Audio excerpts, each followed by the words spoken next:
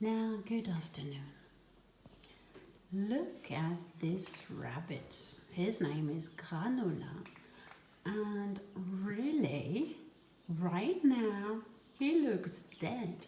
Oh, he's just woken up.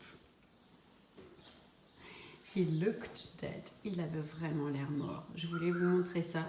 Quand un lapin dort profondément et qu'il est en confiance, parfois on peut se faire peur et croire qu'il est mort tout simplement. Alors c'est l'occasion de parler de ces petits mots dead. Ça c'est l'état dans lequel on se trouve. He looks dead, il a l'air mort. Ou bien si quelqu'un est mort, on va dire he is dead. Dans quel état il est? Il est mort. Ok? He looks dead. C'est comme un adjectif où vous diriez he is happy, he is sad. Très souvent, les Français confondent cela avec le mot death, avec TH à la fin, death.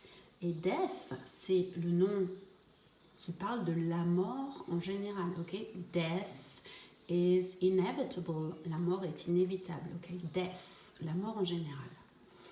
Et ensuite, on a une troisième chose que les Français confondent et qu'il faut bien comprendre, c'est le verbe to die, qui est donc mourir.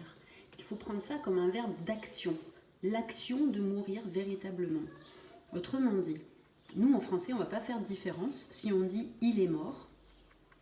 Il est mort hier, par exemple, ou tiens, tu as des nouvelles de un tel, non, il est mort. Donc soit son état, soit le fait qu'il est mort.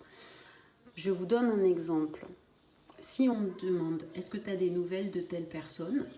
No, he died yesterday. Là, on va prendre le verbe die. He died, il est mort, et on le met au passé. C'est-à-dire qu'on prend l'action de mourir, véritablement, qu'on met au passé. He died yesterday. Et très souvent, on va dire, mais comment est-il mort? How did he die? How did he die? Ok? Et on va expliquer, je ne sais pas, qu'il a été renversé par une voiture ou je ne sais trop quoi. He had an accident and he died. Okay? On va pouvoir utiliser le verbe die au présent progressif et on va pouvoir dire oh, I am dying. Je suis en train de mourir. I am dying. Je suis en train de mourir. Donc c'est une action qui est en train de se faire. I am dying. Okay? Mais bien évidemment, une fois que vous avez passé l'arme à gauche, vous ne pouvez plus dire I am dead. Ça, c'est quelqu'un d'autre qui le dira pour vous et qui fera ce constat. Donc je reprends mon lapin là.